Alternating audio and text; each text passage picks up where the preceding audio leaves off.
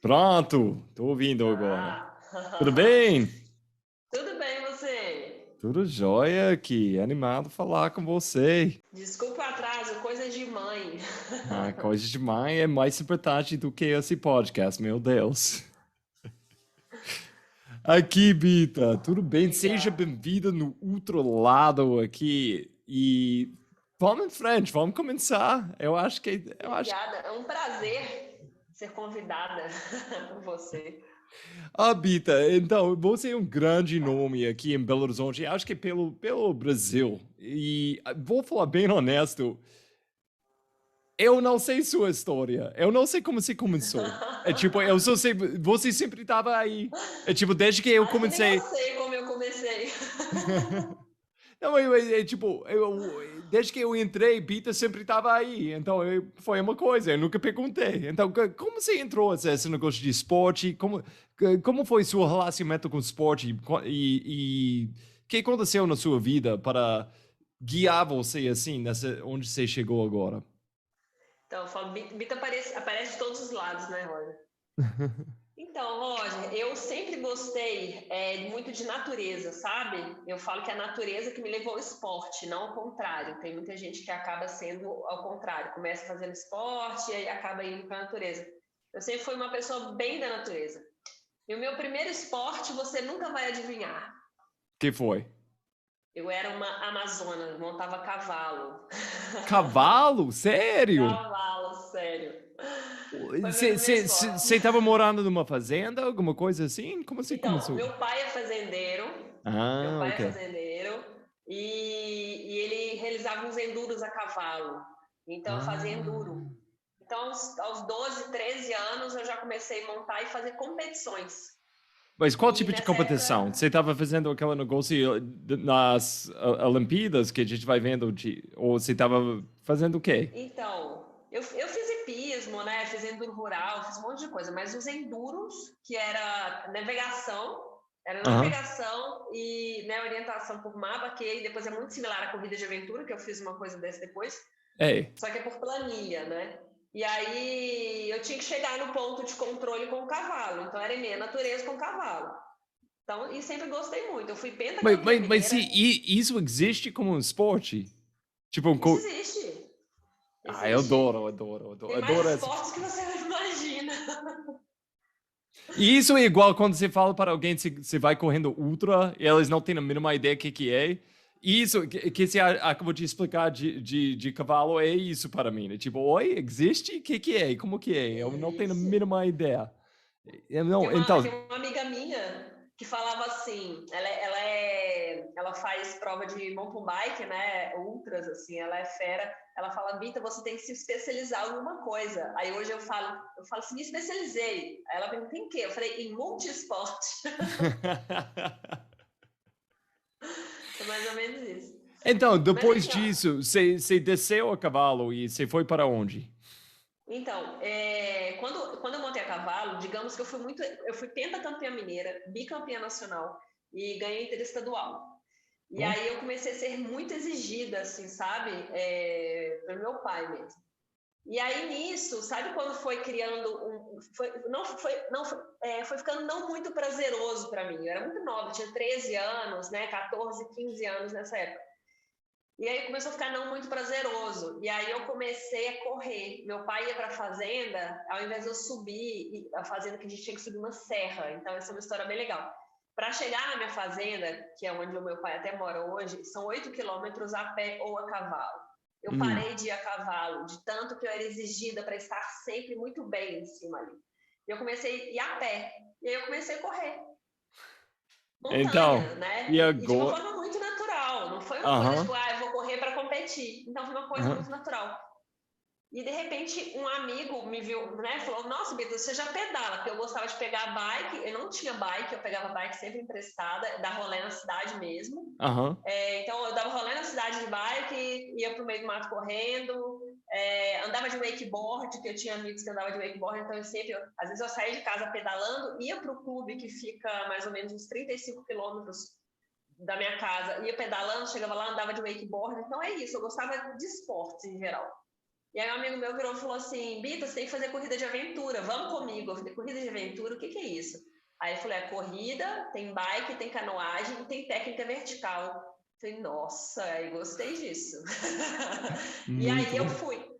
E nisso eu comecei a escalar também. E eu lembro que eu tive um ano que foi muito focado em escalada, eu adorava. Eu escalava dentro das pedras, não sei se você conhece aqui em Belo Horizonte, mas eu escalava 1, 2 vezes por semana em parede, na academia, né? E aí, final de semana, eu ia para a pedra. Então, eu fui fazendo vários esportes. Até o momento que eu vi que eu era muito boa na corrida de aventura.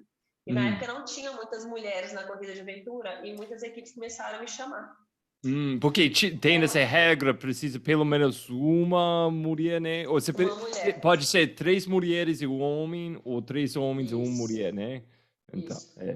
Tem que ter um membro do sexo oposto. Só que, em teoria, eles falam 3 homens, porque os homens são mais fortes, e uma mulher. Até que a equipe, depois eu conto esse caso, mas assim, aí entrou uma equipe que chama Atena, com 4 mulheres correndo uma etapa de mundial. E aí eles falaram, não pode, tem que ter um homem. Eles falaram, não, tá lá na regra que tem que ter pelo menos uma mulher. Nós temos 4. Sabe? E aí que eles mudaram a regra. Então, hoje tem que ter um membro do sexo oposto. Elas entraram e foram as melhores brasileiras, tá? Classificada, melhor equipe brasileira classificada. Foi bem legal. E desculpa, mas qual época foi isso? Me dá uma ideia. Essa foi... Essa época da Atena... Bom, eu comecei em 2004. E essa época dessa prova, acho que foi em 2006. 2006. Como foi o esporte nessa época? Porque eu conheço pouco sobre a corridas de aventura, mas que eu entendo, eles estão crescendo também, né? Mas como eles estão hoje em dia, não estava assim dessa época. Então, como foi essas provas? Essa época estava melhor do que hoje, sendo bem sincera. A equipe, a corrida de aventura, ela cresceu e depois ela decresceu, né? Aqui no Brasil. A corrida de aventura surgiu na Nova Zelândia, né? E assim, então ela é muito forte. Nova Zelândia, na França, Estados Unidos mesmo. Então, assim, no Brasil, acabou que decresceu muito, porque é um esporte que não tem muito público, porque no Brasil acho que a gente não tem um grande incentivo, né? É um esporte caro, porque são várias modalidades. E aqui a gente não tem patrocínio, é uma coisa muito difícil. E é muito difícil para os organizadores divulgarem, né? Porque, querendo ou não, para o organizador fazer essa prova, logística é muito difícil. E não tem um patrocínio por trás. Então, o esporte foi caído. E agora ele está até voltando. Não sei se você tem visto, eu tenho divulgado muito nas minhas redes sociais. Eu levei 7 equipes agora para o primeiro Campeonato Mineiro, né? A primeira etapa do Campeonato Mineiro, que foi esse final de semana, inclusive. E eu me dispus a correr, inclusive, com uma equipe muito iniciante, com 3 pessoas que eu nunca tinha feito na vida. E esse ano eu vou fazer assim, sabe? Eu vou fazer cada etapa com pessoas diferentes, justamente para as pessoas experimentarem esse esporte. Tenho feito clínicas gratuitas, clínica de navegação, clínica de técnica vertical. Estou conseguindo parceiros, sabe, para me ajudar. Ou gratuito, por exemplo, de orientação, custou R$10. Entendeu? Que foi um preço simbólico, só para as pessoas, para imprimir o mapa mesmo. E aí, clínica de canoagem, eu tô tentando com parceiros preços assim super acessíveis para todo mundo entender o que é o esporte, para ver se esse esporte cresce. Porque é um esporte que não depende só do físico.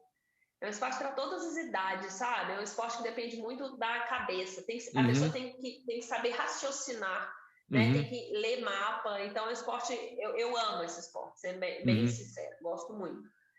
Bom, e aí eu fui correr com equipes de fora. Eu comecei correndo com equipes aqui de Minas, me destaquei bastante, e equipes de fora começaram a me chamar. Até que eu fui para uma equipe chamada Lobo Guará, que foi uma das melhores equipes. Inclusive, eu fui campeã brasileira com eles. Eu fui a primeira campeã brasileira.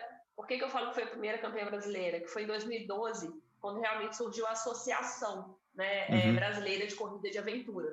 E aí eles pegaram os 3 melhores de cada estado e fizeram o brasileiro. E eu, inclusive, corri pelo estado de São Paulo, não corri por Minas Gerais. E nós ganhamos a prova. E depois disso fui correr ainda com a Quasar Lontra, que realmente é uma das melhores equipes do Brasil, entre as melhores até do mundo.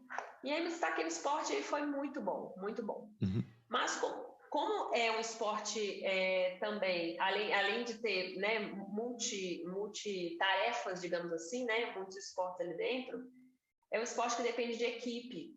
Uhum. E muitas vezes desfalca a equipe, então vai ficando meio complicado. E aí um assunto delicado, eu tive um probleminha de saúde, e na época eu não quis contar para ninguém e me afastei da minha equipe. E aí eu fiquei um ano e meio realmente afastada, não quis falar muito, só me afastei. E depois eu retomei querendo mais correr esportes individuais, porque eu não queria realmente... Eu não queria ter que pausar de novo no meio de um ciclo de equipe, sabe? Eu tive um problema no útero, vou falar mesmo, porque agora eu já abri para as pessoas, mas eu tive um câncer no útero. Mas na época que descobri isso, eu simplesmente falei, eu não tenho isso e ponto. E tratei de uma forma muito tranquila, como se eu não tivesse mesmo, né? E aí depois disso eu tive uma visão muito diferente assim do esporte.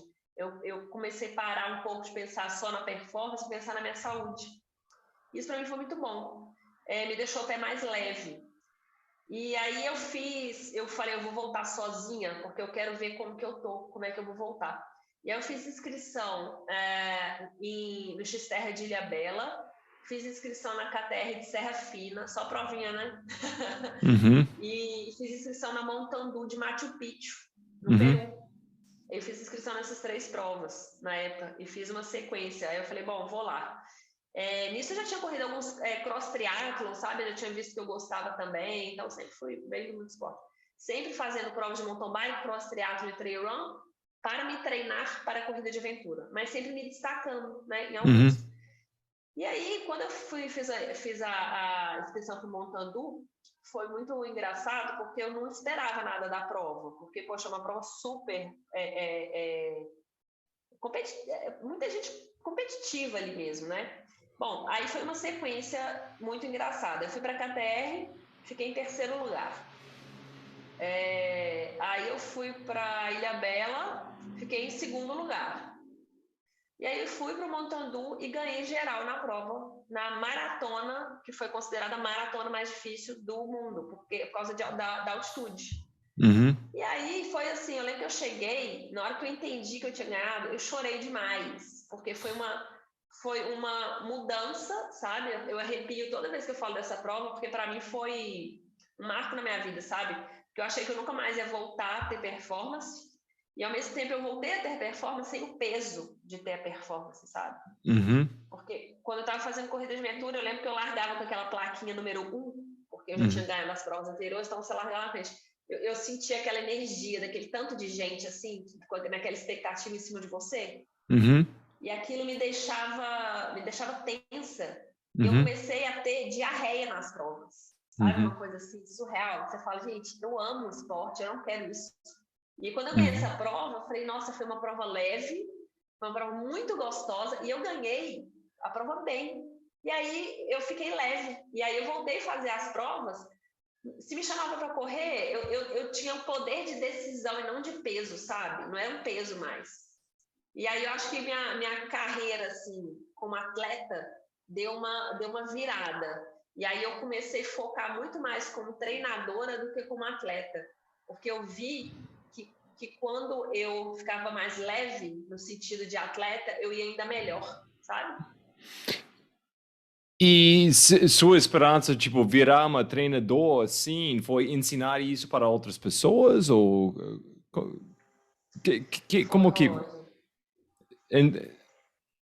Eu dei algumas palestras depois da Montandu, dei algumas palestras para atletas amadores e falando muito sobre a questão da importância da atividade física e do desafio pessoal, sabe?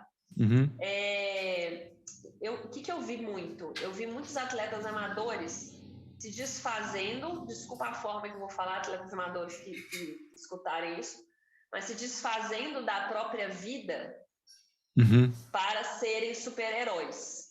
Uhum. E nós não somos super-heróis, sabe? Quer dizer, É. a gente até é.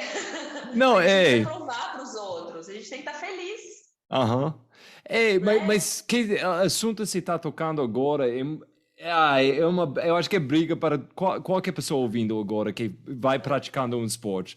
Porque eu, honestamente, eu passei anos, tipo, indo para um lado ou outro. Ou eu ia colocar tanta pressão sem ninguém colocando isso em cima de mim. E eu ia ficar ansioso, vomitando. Meu Deus, tipo, eu não tô dormindo, eu tenho que fazer. E olhando para trás, foi uma bobagem, porque não foi nada assim, né? Eu tava fazendo alguma coisa que tipo, a ideia foi para me dar muito prazer. É uma coisa que eu adoro, eu amo, e me dá muito prazer. Mas então, por que eu estou estragando, colocando uma coisa falsa em cima de mim?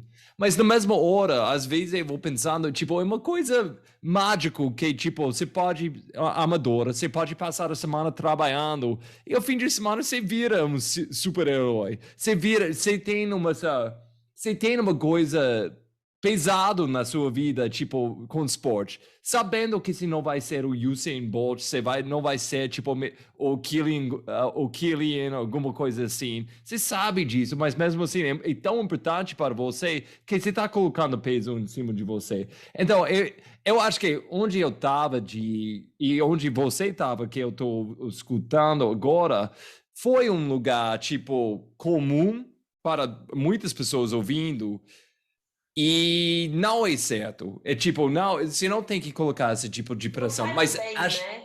achando esse lugar onde você vai colocar. É importante, você vai acordar cedo para praticar, para fazer, mas sem esse negócio de vomitar ao lado da trilha antes da prova, ou fica pensando depois da prova, não, minha vida acabou porque eu não tinha uma boa performance. Isso é bobagem.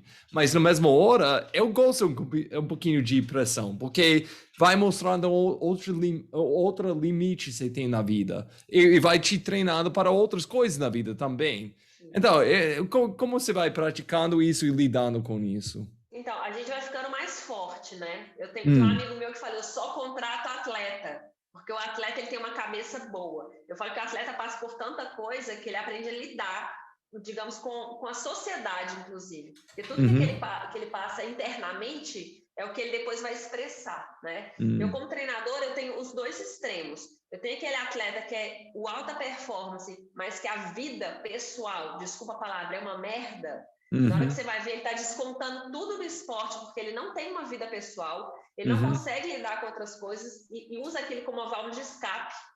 Então, e tem aquele que não consegue fazer nada porque não consegue sair da inércia.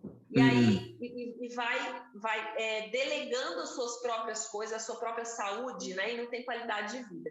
Então, eu como treinadora, qual que é meu papel? É analisar a pessoa mesmo para entender como eu vou fazer aquela pessoa ficar bem tendo qualidade de vida. Porque a performance, ela nem sempre é qualidade de vida, mas ela pode ser. Então, Uhum. é porque eu já passei por não ser, eu já passei pelo limite do prazer, eu amo, aí de repente eu sou foda, de repente uma pressão enorme, e de repente eu sou foda e eu tenho que me manter foda até o final da minha vida. Eu não Uhum. tenho, né? Então, assim, eu sou foda se eu me sentir bem. Então, eu acho que o que as pessoas têm que analisar é o que você falou. Eu gosto da performance, eu gosto daquele gostinho, eu gosto da pressão. Se você está se sentindo bem com isso, ótimo. Se você não está se sentindo bem, tem alguma coisa errada. Então, Uhum. hoje, Roger, eu tenho um centro de treinamento esportivo, onde eu tenho parte toda física, né? Então, a gente tem nutricionista, eu tenho a parte de prevenção de lesão, que é uma coisa que eu cheguei até a falar com você, que é muito importante, que eu penso que se uma pessoa faz aquilo como atleta amador, é porque ela ama. Então, ela quer aquilo para o resto da vida. Então, a gente tem que pensar em longevidade. Então, essa Uhum. parte física, eu tenho que pensar na nutrição, eu tenho que pensar em prevenção de lesão, tenho que pensar nisso tudo. E tem a parte mental também. Então, a gente tem a parte de yoga, tem acupuntura, tem psicologia, tem tudo. E eu faço com cada atleta que entra, só para você entender, qualquer pessoa que entrar lá, mesmo que seja sedentário, daqui a pouco eu já estou chamando ele de atleta. Então, com cada um eu faço uma consultoria, que é um bate-papo, para entender o histórico de vida, a rotina e o objetivo. Porque muitas vezes a pessoa vem com o objetivo, porque visualizou alguma coisa de outra pessoa, mas na real, aquilo não é o objetivo da pessoa. Então, para todas as pessoas, que a pessoa tem que entender? Assim, eu falo isso mesmo, eu sou meio romântica às vezes, tá, Roger? Mas eu sou prática, mas ao mesmo tempo a gente tem que ser romântico. Eu falo assim, seu coração tá leve? Seu coração tá leve? Você tá feliz com isso que você tá fazendo? Isso é importante. Mas eu tenho que falar, é difícil não fazer uma comparação com meus colegas e minhas colegas da trilha porque eu estou buscando outra performance, eu estou buscando disso, como o Roger. Mas como eu falei, eu acho que hoje em dia é muito menos pressão. Eu jogo quase nada. Então, até às vezes eu fico tipo, não, eu vou ouvindo histórias de meus amigos, tipo, eles não estão saindo durante a semana, eles não bebem nada. Eu tô tipo, não, eu tô ouvindo isso enquanto eu tô tomando minha saideira da dia e é tipo, não, eu tô fazendo tudo errado, porque eu tô deixando muito espaço para esse espaço, eu posso fazer a mesma coisa, fica muito melhor também, né? Eu quero, porque no fim eu quero ficar em frente deles. E às vezes eu vou tipo, não, eu tenho que colocar um pouquinho mais pressão, mas na mesma hora é minha vida. Eu vou sair com minha esposa, eu vou pegar um vinho, uma cerveja. Eu vou de vez eu gosto de comer muito saudável, tipo fora de esporte, dentro do esporte, mas de vez em quando eu vou comer uma besteira e fica tranquilo com isso. Mas outra coisa, eu estava ouvindo um amigo falar outro dia, foi tipo, não, eu sabia que eu tinha que sair do esporte porque eu cheguei para largar e eu não senti nervoso, eu não senti ansioso. E eu tava pensando por dentro, tipo, puxa, há muito tempo eu, Roger, não senti ansioso na largada. Mas que eu sinto na largada hoje em dia, esses últimos, tipo, só os últimos 2 anos, vou falar bem honesto, eu sinto prazer. Eu sinto tanto prazer largar. É uma coisa que eu sempre falo, mas é uma coisa que eu sinto dentro do meu coração. Essa prova é uma festa. É uma festa. Que eu fiz antes, acordando 4:30, correndo tipo 3 horas antes de trabalhar e depois correndo de novo depois de trabalhar. Tô dando dicas para ninguém aqui. Isso que eu faço, Roger, depois muito treinamento. Mas essa é só a prática para chegar para largar. E todo o trabalho eu já fiz. Agora eu vou largar com calma, porque eu vou comemorar, eu vou aproveitar essa festa. É tipo com tanta alegria.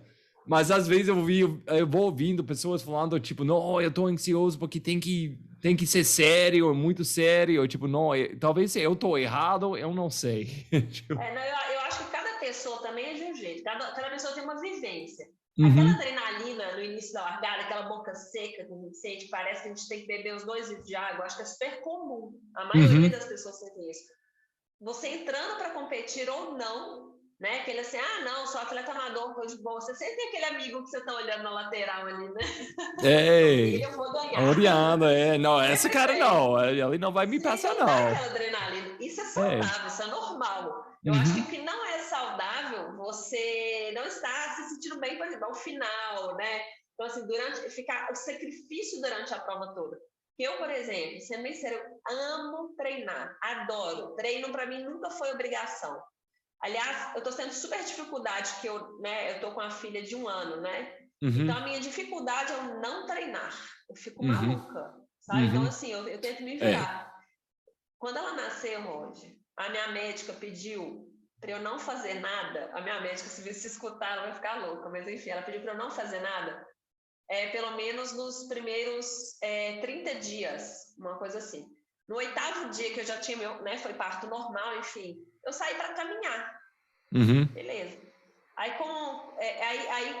eu saí para caminhar, digamos que eu caminhei assim 3 vezes. Aí quando tinha 12 dias já do parto, eu saí para dar um trotinho. Foi meio estranho, né? Porque os órgãos começou tal. Enfim, quando eu cheguei para minha médica, eu estava com, acho que tinha quantos dias de parto? Uns 20 dias.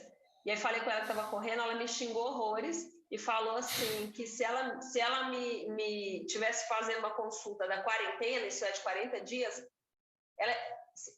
ela ia achar que era 40 dias, entendeu? Então, tipo assim, minha recuperação tinha sido muito, muito boa. E aí eu falei com ela, eu falei, olha, para minha saúde mental, eu preciso treinar. Não precisa ser um treino extremo, mas eu preciso treinar porque eu gosto. Então, é perfil. Então, eu vejo as pessoas que ficam muito bitoladas com a prova, porque eu já fui, inclusive, as meninas me chamavam de bitolada, fazia um trocadilho, né, de bitolada. Eu já fui muito assim. Para o Mundial, Roger, olha como que era a minha rotina de Mundial, para o Mundial de Corrida de Aventura, na etapa que eu fiz, nós ficamos em 4º lugar, foi maravilhoso.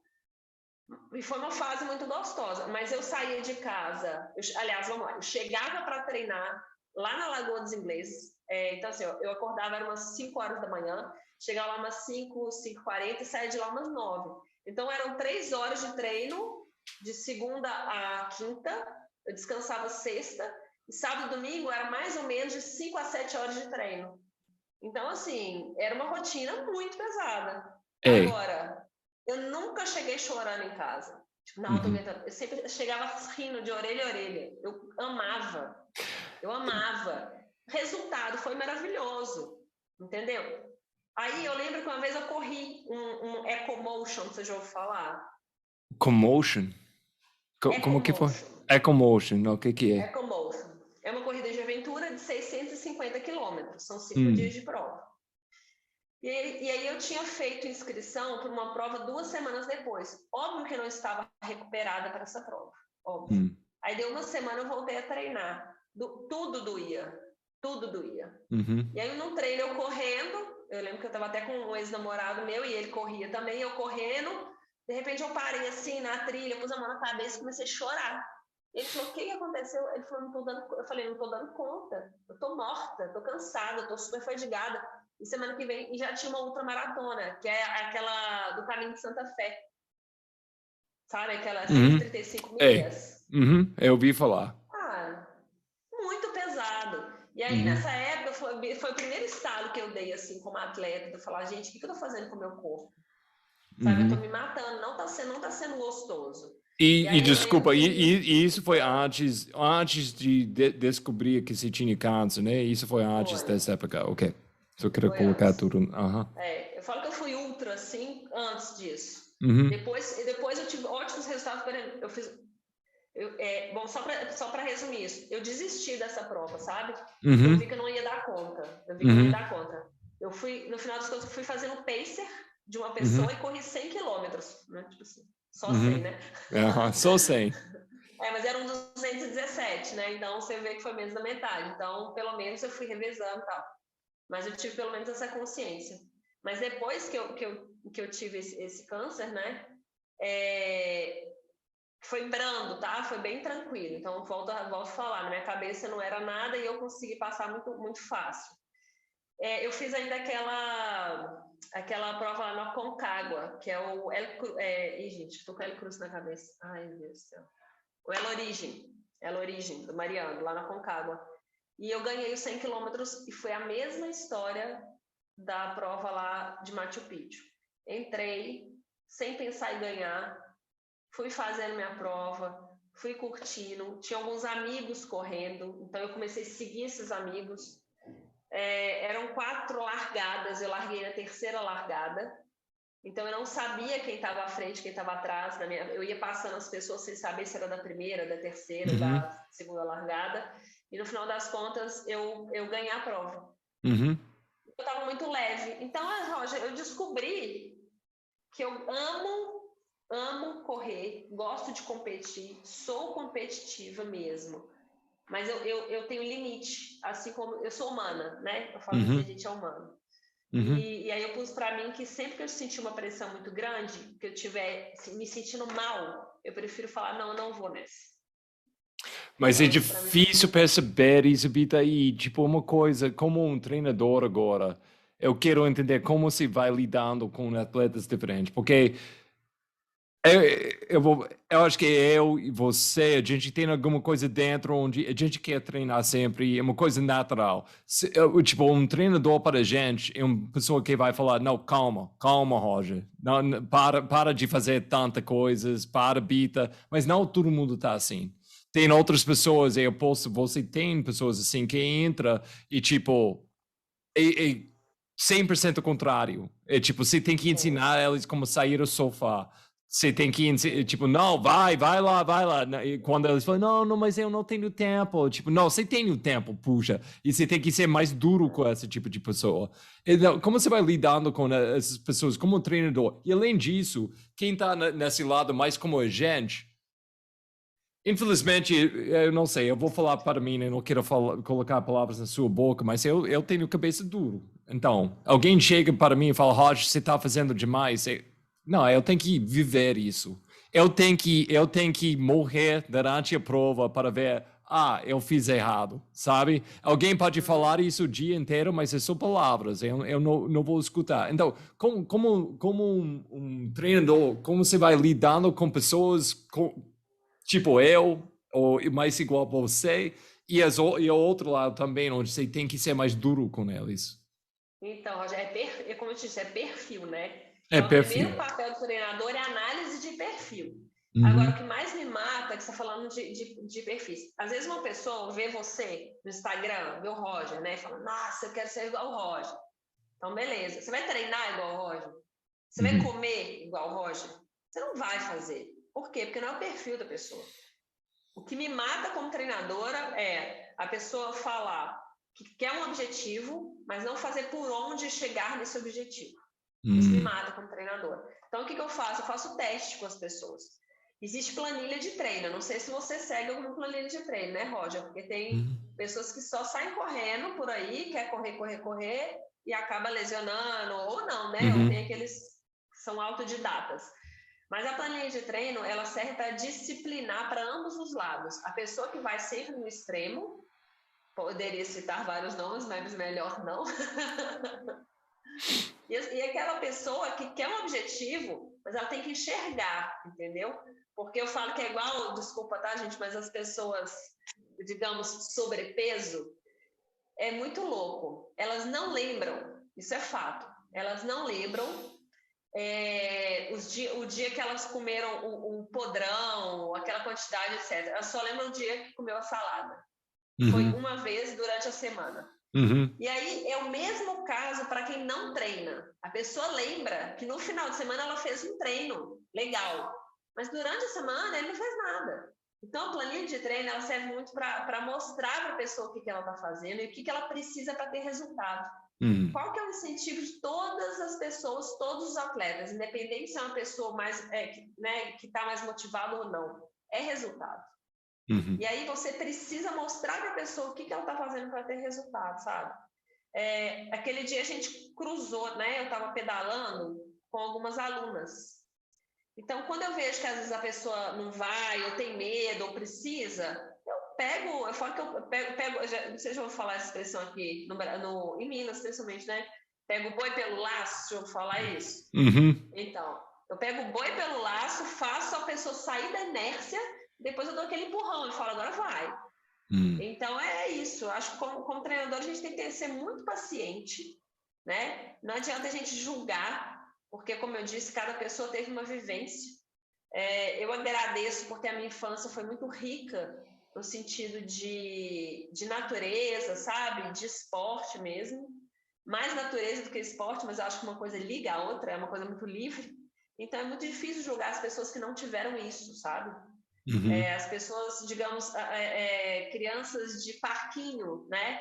Crianças de shopping. E Uhum. aí, de repente, se tornam adultos e falam, nossa, eu queria tanto ser assim, então, vamos mostrar o caminho para você. Vou te mostrar o caminho para você ser assim, para você chegar onde você quer. Então, acho que é bem isso. Eu acho que esse é o papel de treinador. Não, muito legal. Eu acho que para mim, ser um treinador, a primeira coisa eu tenho que. Eu sei, mas vai me dar susto se eu fosse um treinador. No início seria tipo. essa coisa, não todo mundo está igual a eu. Nem todo mundo tem o mesmo ponto de vista. Isso é uma coisa que eu sei no papel, mas para ver isso na prática e a falta de conhecimento também, tipo, de muitas pessoas, porque eu acho que pessoas que fazem alguma coisa bem, mas não vai ensinando isso ou treinando outras pessoas, você acha que é normal.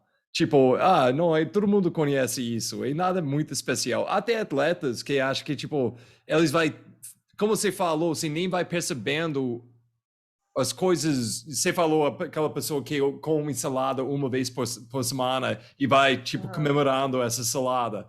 É tipo, ok, vai lá comemorar, sim. Mas do outro lado, tem pessoas que comem salada toda a refeição, mas é normal para eles. E eles nem acham que é especial, nada diferente. Então, você acha que todo mundo está assim. Isso é normal. O padrão está diferente, simplesmente. E você nem vai percebendo. Até você tem que ensinar isso para outra pessoa. E a outra pessoa chega com a planilha de coisas que ela está comendo e fazendo. E você vai tipo, não, eu nem sei onde eu vou começar com você. Meu Deus. É tipo... Eu sou atleta desde 2004 e eu sou treinadora há mais de 10, 12 anos, assim. Então é muito tempo. Eu já fui treinadora bem indignada. Eu já dispensei a atleta de eu falar, não dou conta dessa pessoa. Quer ver? Eu vou fazer uma pergunta para você, Roger. Durante a sua semana, o que é mais natural para você? Treinar ou não treinar? Treinar. É mais natural. É mais natural, faz parte, eu tenho que fazer. Na verdade, eu estou trabalhando como treinador agora, e eu tenho que tirar segunda-feira agora. Eu não gosto. Eu fico meio tipo. Pois o atleta que está começando, que não tem o prazer do treino ainda, mas quer o resultado, é o contrário. O dia que ele treina é a vitória. Então ele só lembra do dia de treino. Você fala assim, nossa, com todo orgulho. Não, segunda-feira eu descansei, né? Então, assim, isso para você é exceção. Eu não tenho orgulho, eu não cheguei nesse ponto. Eu tenho... tipo, mas posso fazer outras coisas. Na bike, Roger. Na bike é uma solução boa para atleta de ultra, tá? Eu faço Talvez. Muito dos atletas. Talvez, mas posso falar bem honesto, eu não aguento bike. Tantas coisas, eu não aguento. Desculpa, eu sei, você literalmente tem uma bike atrás de você agora mesmo. E eu tentei uma vez na minha vida e não deu certo. Foi tipo, tantas coisinhas para trocar. Cada vez eu vou tipo, vou andar de bike. Tipo, primeiro tem que considerar isso, primeiro tem que passar o lugar para fazer. A logística da bike é um pouquinho mais complicada. Mas é costume, tudo na vida é costume. E o short, eu não aguentava o short. Lugar para sentar. Gente, que é isso, pessoas de bike? Eu tô falando... Pessoas de bike, gente. Você tem um lugar para sentar tão desconfortável. É muito desconfortável, né? Então, como você vai resolvendo isso? Vamos usar short que tá muito desconfortável. Então, eu não entendo. Mas... Não é natural para você, né? Não é natural, é bem fora de natural. Mas tá bom, eu respeito pessoas que gostam, eu entendo até um ponto. Mas é uma coisa... Você conhece o Gary Fisher? O Gary Fisher? Você conhece o Gary Fisher? Eu conheço esse nome, ele é americano dos anos 80, né? Foi ele quem... como fala? Lançou, não, ele que inventou o mountain bike, né? O mountain bike. E você acredita que eu estava em São Paulo um dia, de repente eu olhei para a mesa do lado, falei, gente, eu conheço esse cara. Era o Gary Fisher. É? Não? Eu tirei uma foto com o cara. Mas ele é americano ou ele é da Europa? Onde ele? Ele é... Nossa, putz, eu acho que ele é americano mesmo, agora eu fiquei até na dúvida, tá? Gary é um nome muito americano. É um nome muito americano mesmo. Eu tô tentando lembrar de onde exatamente. Mas o cara é muito massa. Mas assim, você não fala com ele que a bike não é natural, que ele vai ficar bem chateado. Desculpa, Gary. Desculpa. Bida, eu quero perguntar, porque você tinha na sua carreira como atleta, e até como treinador, mas como atleta, você tinha, que eu conheço, você tinha dois grandes poses. onde você tinha que parar, você estava forçado de parar. Essa que você falou, essa época você tinha câncer. E a segunda foi que 2 anos atrás você foi grávida. Pode falar um pouquinho, tipo, uma comparação, como se lidou com as duas e como se lidou de jeitos diferentes com esses dois grandes fases? O que você aprendeu sobre si mesmo Ah. durante essa época? Então, a fase do câncer foi meio louca, assim, porque primeiro que eu estava em alta performance, eu tinha sido campeã brasileira, eu tinha ficado em quarto lugar no campeonato mundial, eu estava sendo, assim, uma das mulheres mais requisitadas para correr com a equipe, sabe, de aventura. Então, assim, estava fazendo provas de mountain bike indo muito bem, trail run, cross triathlon mesmo, eu tinha me classificado, inclusive, para mundial do Havaí, enfim, eu estava muito bem. E aí veio essa notícia bombástica, sabe? Para mim é meio complicado até contar como aconteceu, mas deixa eu contar, porque é uma coisa que eu não tenho vergonha na minha vida, não. Mas eu engravidei, né? E na época eu perdi, e aí eu tive que fazer uma curetagem, porque eu tive um aborto retido. E aí quando eu fui fazer a curetagem, que foi que eu descobri esse câncer. E foi meio louco porque eu entrei na sala do médico porque ele tinha que é um padrão, né? Pegar o laudo da curetagem só para passar. E eu sentei normal. Eu falei, tudo bem? Ele fez assim, não está tudo bem. Eu falei, como assim não está tudo bem? Ele falou, você tem um câncer. Aí eu fiquei olhando para a cara do médico. Eu fui sozinha pegar o resultado. Eu fiquei olhando para a cara do médico. Tipo, como assim? E aquilo ali não porque foram várias dores, digamos assim, sabe? Foram muitas dores, assim, a Uhum. perda, etc. E aquilo me bateu assim, nossa. E aí eu saí de lá meio que em choque. Uhum. E aí eu chorei demais. Foi uma coisa que. Aí você pensa, cara, como é que isso acontece comigo? Eu sou uma pessoa tão saudável, né? Então, enfim, isso não acontece com pessoas saudáveis, com a pessoa que se cuida igual a me cuida. A gente nunca imagina que essas coisas vão acontecer com a gente. E aí eu não acreditei. Eu fui pegar uma segunda opinião e aí porque nisso eu já saí de lá e falou, não, a gente vai fazer uma químio, mas é muito leve, não precisa se preocupar, talvez só 3, 4 a 7 sessões, umas coisas que você fala, você sai de lá atordoado. Enfim, fora que eu acho que eu nem lembro muito o que ele falou além disso. Mas eu peguei uma segunda opinião, aí ela, né, a médica falou, não, a gente vai fazer umas cauterizações, não é tão assim como ele falou, a gente tem que dosar no sangue, né, os hormônios, etc. Então, assim, eu acho que eu passei uns meses em choque, que foi uma coisa muito pesada, principalmente porque na minha cabeça é isso, eu sempre uma pessoa muito saudável e nunca poderia ter nenhuma doença, porque como que a pessoa, né, que não, eu não sou de bebê, eu como muito bem, faço esporte, enfim. Então, essa fase da vida foi muito difícil, porque eu me senti muito sozinha, inclusive, assim, eu me senti meio que desamparada, porque eu sou muito... É difícil eu pedir ajuda para as pessoas, sabe? Então eu não quis contar Uhum. para ninguém. Eu não contei nem para minha família.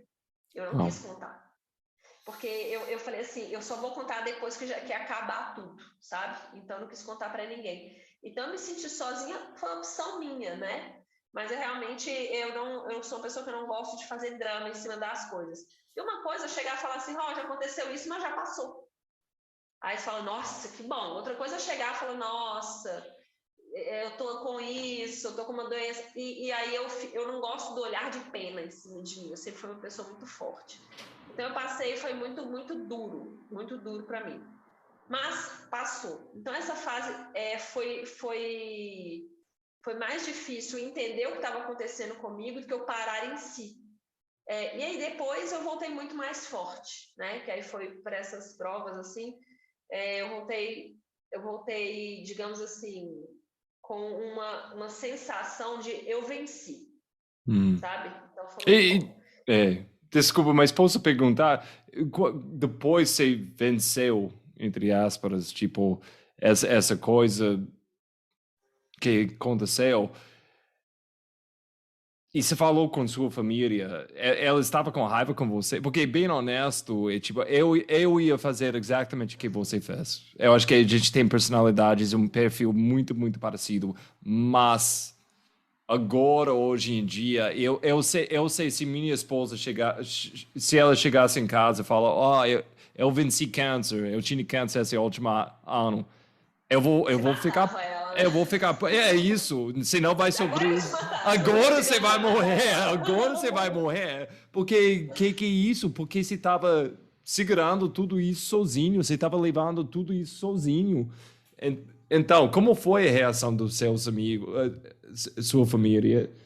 E como Ai. você ia lidar com isso agora? Então, eu falo assim, quando eu falei pro meu pai falou assim, é mentira, você não teve isso não. Meu pai foi meio assim. A minha mãe, eu acho que foi uma coisa tão assim que eles ficaram meio de choque. E é isso, perguntou, mas por que você não falou nada?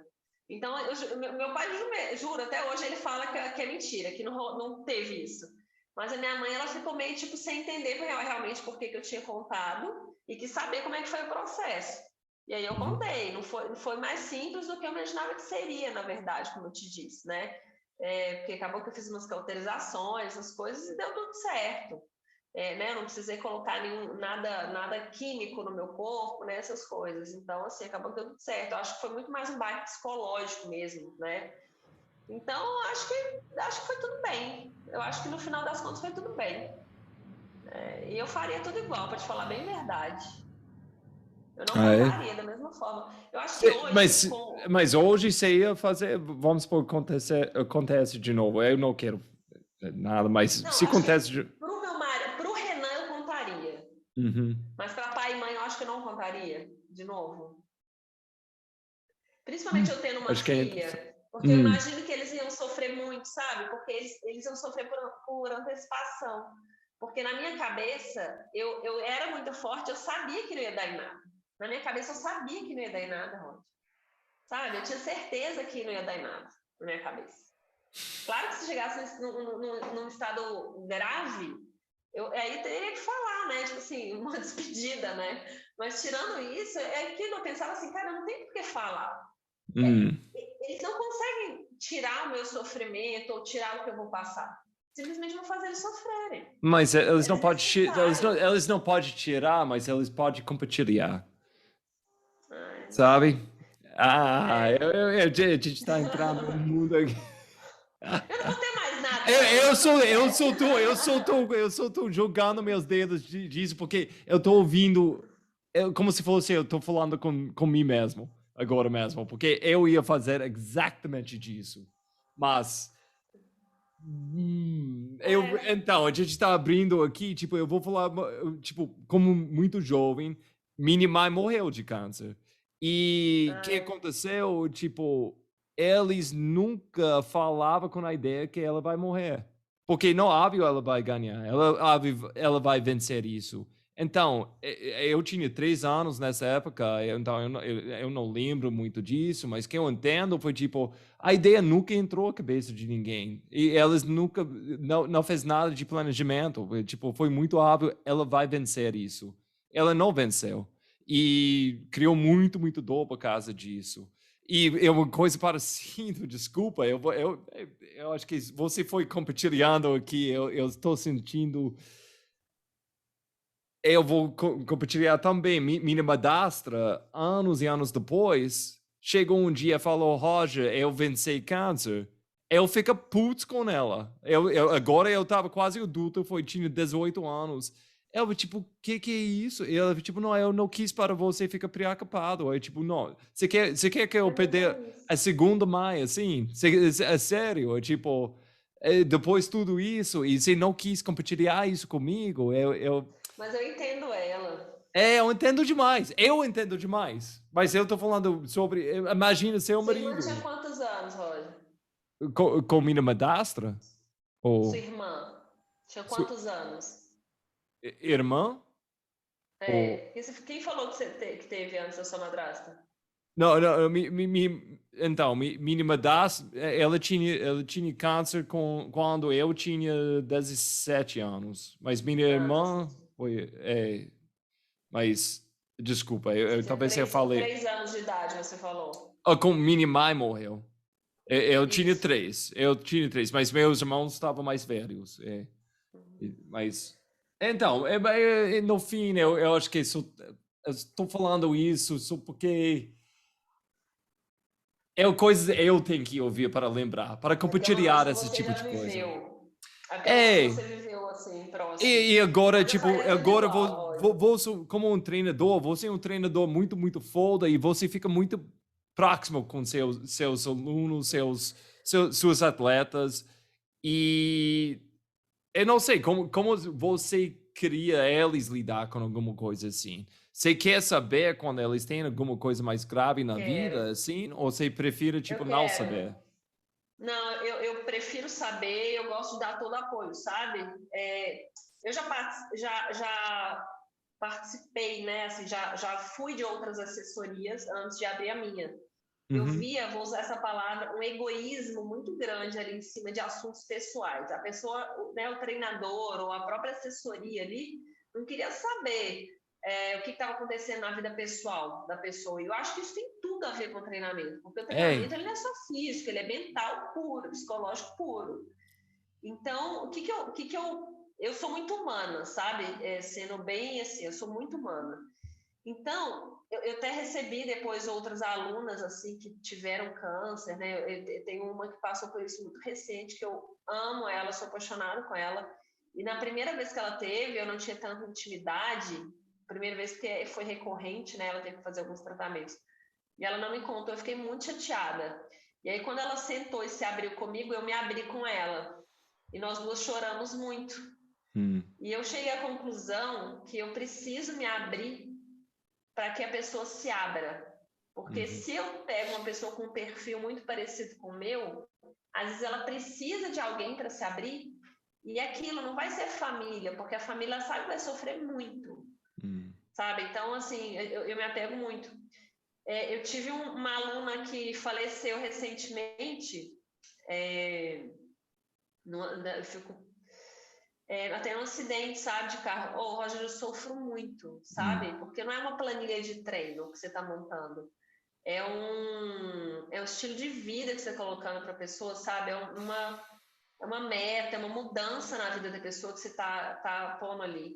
Então, é muito difícil. Claro que tem afinidade, né? Então, tem alunos que eu tenho mais afinidade, que acabam se tornando grandes amigos, e alunos que acabam se tendo menos intimidade, ou as pessoas se abrem menos, né? Acabam não deixando. Mas, em geral, eu falo que eu tenho alunos e eu tenho grandes amigos. E eu gosto muito, até às vezes eu falo que eu liberto a pessoa, sabe? Às vezes a pessoa não tá naquela vibe de montar planilha, tá precisando de outra coisa. Ou eu tenho outros serviços para encaixar a pessoa ali, ou eu falo, olha, vai fazer isso, que agora você está precisando disso. Quando você achar que você deve, você volta. Mas você ainda é meu amigo, sabe? Umas coisas assim. Então, eu sou muito humana. Eu acho que a gente tem que entender aquele humano que está sentando na nossa frente mais do que atleta, né? Porque atleta é uma parte da vida daquele humano, mais ou menos Uhum. isso. Tanto que na pandemia, né? Você perguntou sobre a minha gestação, mas eu engravidei na pandemia, né? Eu tive várias alunas que engravidaram na pandemia. E eu descobri que o índice de depressão de mulheres pós-parto é altíssimo, altíssimo. E a atividade física salva. Só que o que acontece? Antigamente, a gente tinha as redes de apoio que era família, né? Hoje as pessoas não têm isso. A mãe mora lá do outro lado, não tem aquelas coisas. Então, ou você tem dinheiro para contratar uma babá para te ajudar, ou Uhum. você vai ficar ali 24 horas por conta de uma criança. E aí você acaba delegando muito sua vida. Então, isso acontece muito com as mulheres. E aí, eu vendo essa necessidade, eu abri um espaço dentro do centro de treinamento para com uma psicopedagoga para atender as crianças enquanto a mãe consegue fazer alguma atividade. Então, a mãe pode fazer atividade física, pode tomar banho lá dentro e pode, se quiser, trabalhar lá dentro, porque eu tenho 4 salas de escritório e eu estou montando mais uma, e essa outra é só pai ou mãe, né, gente? Não vou excluir os pais, não, mas é o que eu estou Uhum. falando. Para poder trabalhar, né? Para poder fazer um serviçozinho ali. Então, eu acho que a gente tem que chegar a pessoa como um todo. Nós somos atletas amadores, né, Roger? Por mais que Uhum. eu tenho até certificado de campeã brasileira, eu tenho aquelas coisas todas. Enfim, eu podia até pedir bolsa atleta, né? Aqui no Brasil é tão difícil, tanta burocracia que eu desisti disso. Mas o que eu quero dizer é que mesmo você aqui no Brasil ou outros lugares, né? Eu não realmente conheço essas burocracias. querendo ser atleta profissional, você acaba sendo amador, porque você tem que trabalhar. Então, o seu treinador ele tem que entender toda a sua vida e tem que te dar ferramentas para você conseguir continuar tendo qualidade de vida, conseguindo formar a sua família ou não, né? Então, assim, isso realmente é ouvir cada um, mas você conseguir atingir os seus objetivos sem que aquilo se torne um peso. Então, minha visão como treinadora é muito ampla. E você está vendo isso agora? Quando você começou como treinador, você tinha esse ponto de vista tão amplo? Não, de jeito nenhum. Uhum. Eu acho que eu fui conhecendo várias pessoas, né? E fui buscando ali, vendo a maioria, né? O que a maioria precisava e fui incluindo. Mas com certeza, eu não era tão compreensiva como eu sou hoje, de jeito nenhum. Eu não conseguia entender como que a pessoa não conseguia treinar. Se vira, isso é prioridade, entendeu? Então, tipo, não, Mita, eu me inscrevi lá na maratona, mas eu desisti. Como assim você desistiu? Falta 2 semanas para a maratona. Você tá bem, você vai, você tá louco. Não, tipo isso, tipo hoje que eu falei. Não, meu filho tá doente, eu não posso. Como assim seu filho tá doente? Você não pode deixar com alguém, não. Eu já fui dessas demais. Agora tô pagando uma língua. Não, como eu falei, isso que eu quis dizer quando eu estava falando, tipo, virar treinador, isso seria grande coisa para mim aprender. Tipo, nossa, você pode falar isso, você pode ficar em casa fazendo nada o dia inteiro, como? Eu nem entendo, essa ideia nem entrei na minha cabeça. Então, como você pode fazer isso? Nossa, tipo, fica com raiva com eles e, na mesma hora, um pouquinho de inveja, fica com inveja, ciúmes dessa pessoa, porque, tipo, não, Sim. seria legal passar o dia inteiro na cama ou... Roger, mas algumas coisas eu falo muito, é prioridade. Quando alguém vira para mim e fala assim, eu não tenho tempo para treinar, eu falo, não, é prioridade. Você não tá nem aí para sua saúde, né? Então eu falo muito isso, porque e aí entra, né, Roger? Quando a pessoa chega para mim e fala assim, eu quero fazer uma maratona, aí eu falo, beleza, você corre? Não. Então tá, então a gente vai precisar. Vamos fazer uns testes. Ok, então eu preciso de pelo menos 9 meses para te treinar para maratona. Ok. Os 3 primeiros meses a pessoa fala, eu não tenho tempo. Não, eu não consigo. Não, eu não consegui fazer aquele treino. Aí eu viro e falo, olha só, o que eu passei para você é o mínimo para você correr uma maratona. Se você achou que é legal correr uma maratona e é fácil chegar lá, não é. Agora, se você quiser, a gente pode mudar o seu objetivo. Se você quer qualidade de vida, é muito fácil. Você vai fazer, né, que eu dou treinamento integrado. Então, você vai fazer um trabalho de fortalecimento 2 vezes por semana e vai fazer um aeróbico 30 minutos, 2, 3 vezes por semana. Pronto, você tem qualidade de vida. Você não precisa fazer uma maratona. Agora, se é isso que você quer, sua prioridade é essa, você vai ter que se virar. Tá lá no computador trabalhando igual um louco, deu a hora de treinar, sai do computador e vai treinar. Entendeu? Como treinador, a gente amadurece. Mas a gente tem que ver perfil e ver como que a gente vai. Eu já fiz alguns atletas chorarem, sabe, Rocha? Surpresa zero. Surpresa zero. Porque como um treinador, eu ia deixar elas chorando para sempre. Como um professor de inglês, eu deixei pessoas chorando sempre. Eu não entendo pessoas que não têm a mesma intensidade de mim. E isso, eu tô falando isso, eu sou o cara que sempre, eu gosto de falar muito leve. Tipo, é bobagem, festa. Eu falo assim, mas eu falo tudo isso, mas por dentro, meu Deus, eu sou absurdamente intenso. Então, eu entendo todo... eu entendo. Você é exigente, né? Porque você é exigente. Para mim mesmo. Se a pessoa se prestou a alguma coisa, que faça da maneira correta para chegar naquele lugar. Uhum.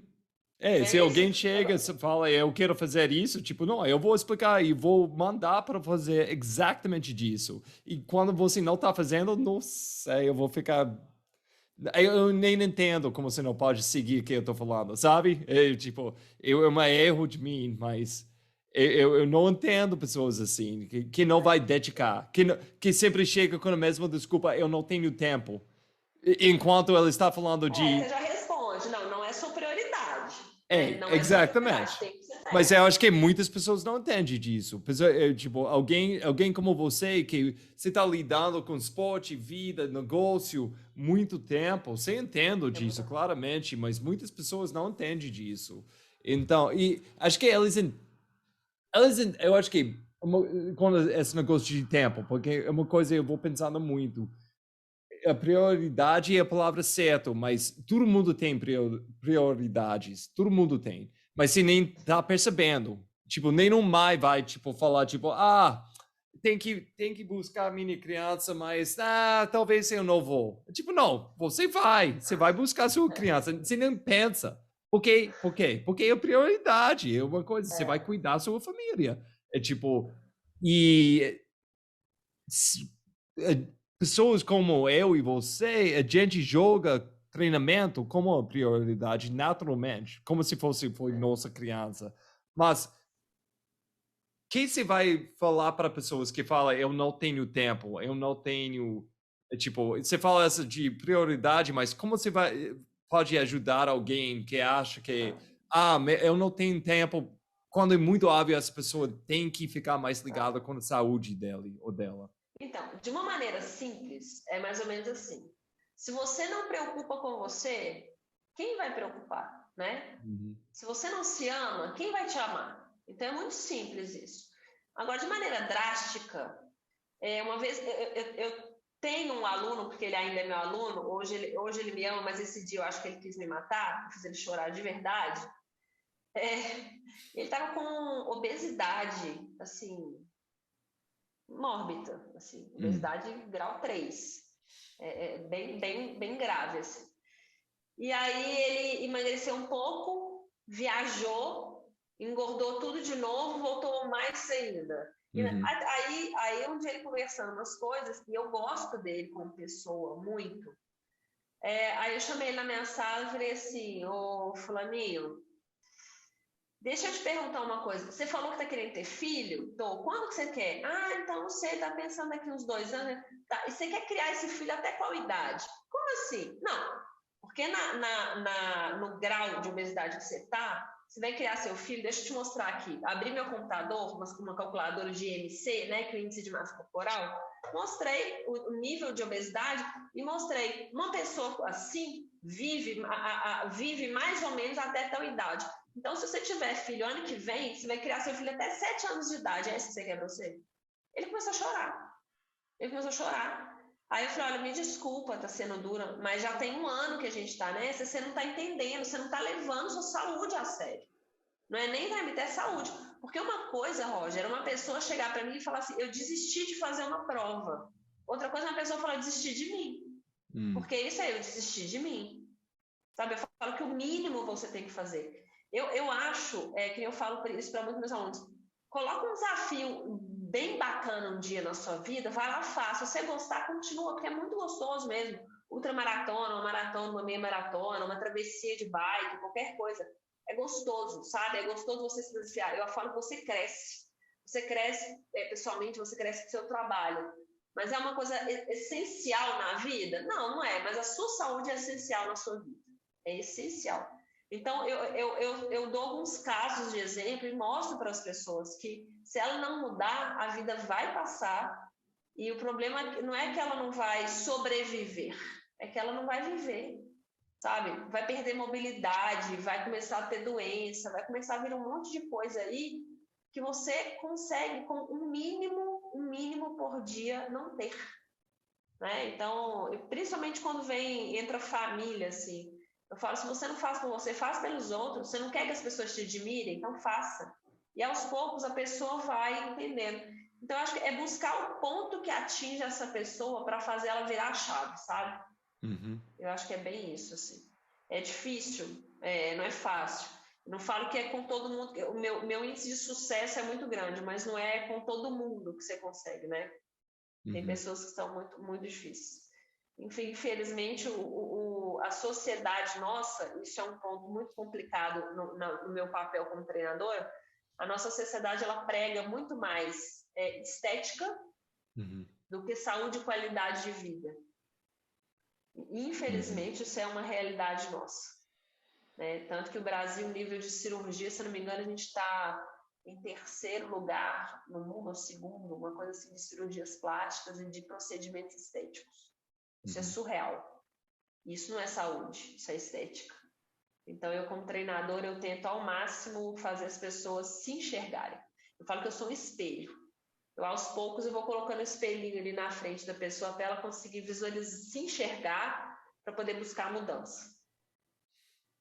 É. Vida pós-parto. Como que é para você? Como para retomar a coisa? Você falou esses 40 dias depois, como você tinha essa briga com seu médico. Mas agora você está voltando a fazer competição, né? Você está treinando um pouquinho mais. Como que é seu dia a dia hoje em dia? Depois tem essa grande presente na sua vida. Quando eu engravidei, nossa, eu fiquei com medo, porque eu fiquei com medo de perder, né? Porque eu tinha perdido antes, eu fiquei realmente assim. Mas ao mesmo tempo foi maravilhoso, porque eu queria muito. Na época eu estava dando aula online, né? Tem um método Bita-Lapertosa, que é um método que eu lancei na pandemia. É um método que eu já usava, mas eu adaptei para a pessoa fazer em casa, né? Para as pessoas não pararem.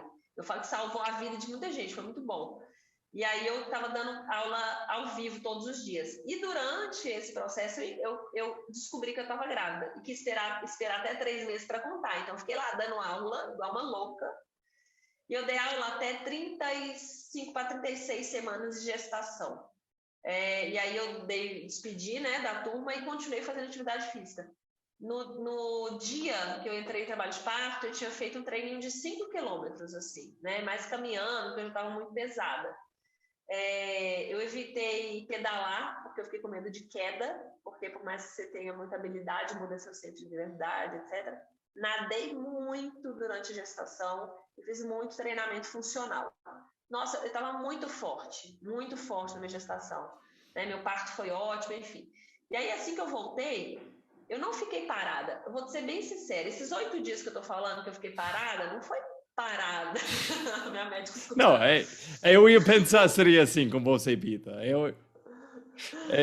Mas foram umas caminhadinhas leves, foram uns exercícios voltados para o abdômen voltar, uns pequenos agachamentos, porque eu tava com um ponto, né? Porque eu tive que dar uns pontinhos lá, assim, foi parto normal, mas eu tive que dar uns pontinhos.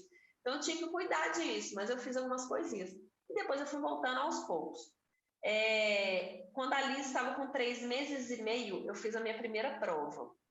Eu fiz uma prova do Brown de revezamento com umas alunas, foi ótimo, a gente ganhou a prova, inclusive. Foi muito bom, o meu tempo foi surpreendente, assim, e no meio da prova eu parei para amamentar, sabe? Então, para mim, diminuir a atividade no pós-parto não foi um grande sacrifício. Primeiro, são 700 calorias a mais por dia só de amamentação. E como uma fase de vida, eu pensei assim, falei, bom, eu vou durante um ano, eu fui assim aos poucos, falei, os primeiros 3 meses eu não vou treinar demais, tanto que eu fiz a prova lá sem treinar tanto, né? Eu treinei no máximo 6 quilômetros por dia, não é muito, porque eu queria ver como ia ser a amamentação. Apesar de eu leio muito, tem muitos estudos que falam que a atividade física não influencia na amamentação, exceto se você tiver desidratação. Então eu fui testando e fui fazendo, né? Esse final de semana eu fiz uma prova que durou 6 horas. Explica. No sábado. Foi corrida de aventura, foi bike, canoagem e corrida, nessa ordem. Mas aí ia durar um pouco mais, eu tive que interromper por causa da minha filha.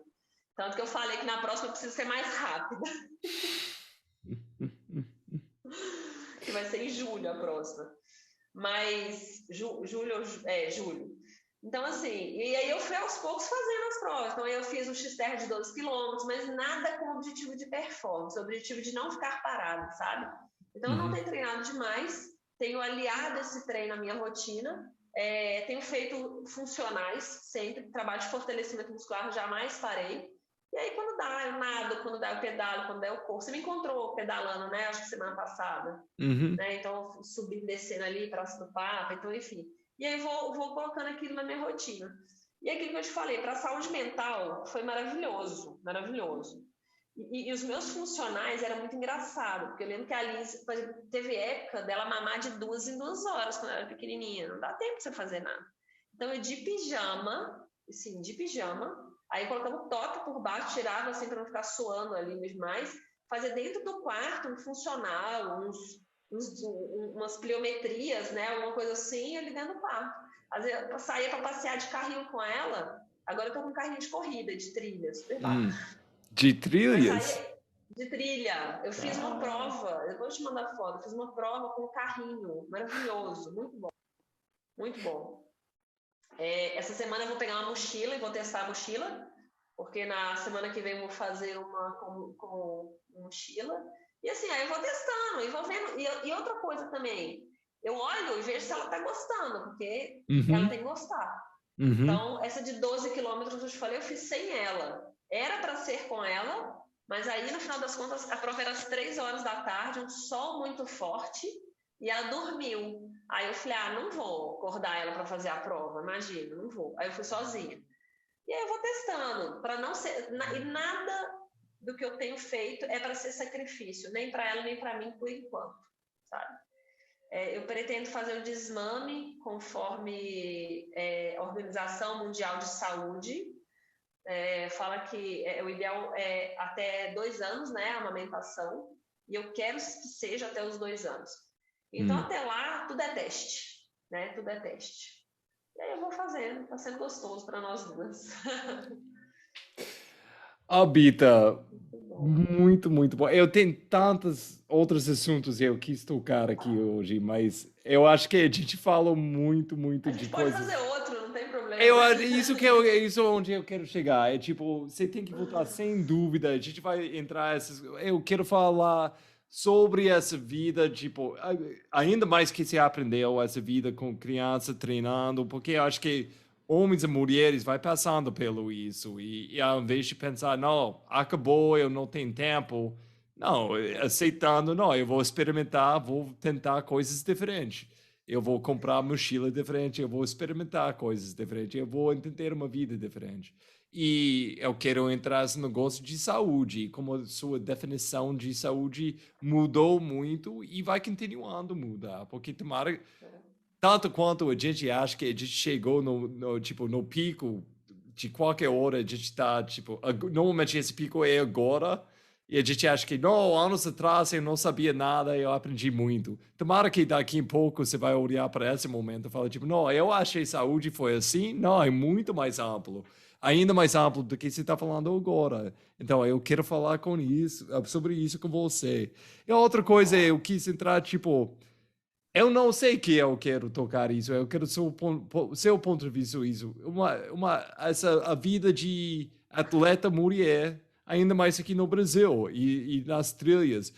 Eu, honestamente, eu não nem sei. Isso é um assunto que, porque para mim, no meu ponto de vista, você é uma atleta foda. É tipo, ponto. Mulher ou homem, você é uma atleta foda. Mas essa é uma coisa que entra para você, é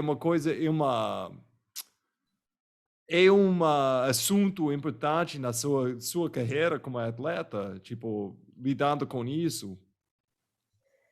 Então, Roger, assim, a nossa sociedade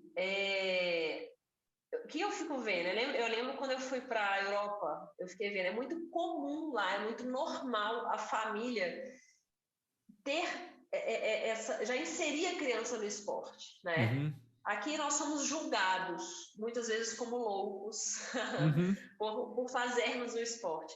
Então, assim, e como mulher, eu acho que é pior ainda. Quando eu uhum, comecei em 2004, é o que eu tô falando, não existia mulher no esporte. uhum, E eu fui uma das primeiras, e nesse esporte de aventura muito complicado. Meu pai mesmo já chegou para mim e falou assim, mas isso aí é esporte de homem. Aí eu pensava, eu falava, como assim isso é esporte de homem? E eu vou ser muito sincera, tá, Roger? Aqui em Minas, eu acho que eu sou a única dona de assessoria. Isso, eu sou a única mulher dona de assessoria, o resto todo mundo é homem. Eu já tive dificuldades. É claro que jamais por questões éticas eu vou citar nomes, mas pessoas muito conhecidas aí que não deram abertura nitidamente para eu ser mulher, sabe? E isso é surreal, é surreal. Não, É, mas por mim, tudo bem. Eu falo que, assim, eu particularmente, e por incrível que pareça, eu nunca me senti frágil e eu nunca me senti. Eu nunca quis me impor, sabe? Sempre foi natural, porque eu sempre me senti muito capacitada. Independente se eu uhum, fosse uma mulher, o que vai contar é a minha capacitação, sabe? E eu tinha isso para mim. E aí, por isso que eu fui indo aos poucos e foi fluindo. Então, hoje eu fico muito feliz de chegar onde eu cheguei. Eu tenho muito orgulho mesmo da minha trajetória. Eu tenho humildade mesmo em reconhecer exatamente o que você falou. Que daqui um ano eu vou olhar para trás e falar, nossa, eu não sabia nada. E eu uhum. acho que essa humildade que é o que faz a gente crescer, que é o que faz a gente escutar as outras pessoas, o ponto de vista de outras pessoas, sabe? Então, eu admito que eu tive muitas dificuldades, com certeza. Eu te falo que eu nunca ganhei uma bike. Quando eu comecei, eu pegava bike emprestada para competir. Eu me virava mesmo, porque eu nunca tive um grande incentivo no esporte, assim. Eu já tive que escutar muitas vezes, tipo assim, quando você vai parar com isso? Você ter Uhum. filho, sabe? E eu quase falei assim, cara, nunca. Sabe, eu já terminei relacionamento por escutar isso. Quando que você vai parar? Aí eu falo, como assim? Não, então tchau, meu amigo, você não entendeu que isso é minha vida. Então, eu espero, né, que primeiro haja respeito entre todos, porque existem pessoas muito diferentes, por mais que por exemplo, você, no caso, não compreende o sedentário, né? Eu não compreendo se entregar, né? Eu acho que o sedentarismo é meio que se entregar demais, porque é uma coisa muito natural, o corpo em movimento. Mas eu acho que tem que existir o respeito e a compreensão de todos os lados. Então, acho que a gente está aqui para amadurecer nesse mundo, né? Para crescer mesmo, para trocar sempre ideia, para a gente conseguir entender o outro e evoluir, né? Uhum. E aquilo que eu te falei, tá se sentindo bem? Então, toca o barco. Mas nesse tipo, para sua filha, óbvio, em sua casa, ela vai crescer com a ideia de esporte ser normal. É tipo, vai ser uma parte da vida dela por causa de você. E vamos supor, ela vai escolhendo essa estilo de vida, de competição também. É tipo, eu sei você não vai forçar isso, mas vamos supor, ela vai entrando isso. Qual tipo de ambiente você ia sonhar para ela? De competição, de esporte? Roger, eu quero, primeira coisa, que ela seja uma pessoa honesta. Uhum. Acho que é o primeiro de tudo. Se ela quiser fazer balé, fique à vontade. Uhum. Se ela quiser fazer bike, fique à vontade. Então, assim, eu vou mostrar para ela o mundo, né? Eu vou mostrar para ela o mundo. É uma coisa que eu tenho certeza que ela vai gostar. É de natureza, de bicho e de algum esporte. Eu acho que realmente ela vai gostar. Tomara que sim, porque agora, É, depois você fala isso, agora, mãe, cala sua boca, eu só quero trabalhar no escritório e viver, é, eu quero viver na cidade, tipo. é. Agora tô até escutando, ela acordou aqui, ó. Tô escutando aqui ela. Tá já chamando mamãe, tá vendo? Difícil. Então. Então, desculpa, pode Mas eu falar. acho que o lar, né, eu como mulher, assim, é muito amor e é muita observação. Porque filho, acho que tem perfil, né? Eu acho que você tem irmãos, né, que você falou, Uhum. e cada um É. tem um perfil. Então a gente tem que analisar mesmo, mas uma coisa que eu quero muito para ela é que ela seja saudável. E como eu sei que atividade física gera isso, e uma boa alimentação gera isso, e eu sou um exemplo disso. Aqui em casa nós somos assim, então eu acredito que ela vai levar isso para a vida dela. Pita, muito obrigado. Como eu falei, você vai Nada. voltar porque, no outro lado, porque eu acho que a gente mal tocou nos assuntos que eu estava querendo falar, mas foi uma conversa muito, muito rica para mim, tipo, para aprender sobre você e seu ponto de vista. Eu acho que é muito, muito, muito legal. E como eu falei, você como atleta é uma pessoa, mulher ou homem, foda para mim, e que eu tenho muito respeito. Então, muito Obrigada. obrigado. Essa viagem no outro lado foi fantástico para mim. E Obrigada. Depois a gente entra em pontos específicos e aí a gente faz outras com certeza. sem dúvida, eu vou crer Para isso. mim foi um prazer enorme, viu? Estou lisonjeada. Vitor, bons treinamentos, boas trilhas, bons tempos com sua família, porque Obrigada. uma época da vida parece muito, muito legal. Tipo, de fora, olhando para você. Você tem É muito gostoso. seu negócio, você tem sua família, você tem um ponto de vista certo. Então, você tem muita saúde por causa disso. Eu acho que é muito lindo. Sim. Obrigada, viu? Agora vou lá para a fase mãe agora. Não, vai lá. Não vou roubar ela da mãe dela. Então, vai lá. Então, muito obrigado, Obrigada, Vitor. Rosa. Tchau, Obrigada a tchau. você. Tchau, tchau.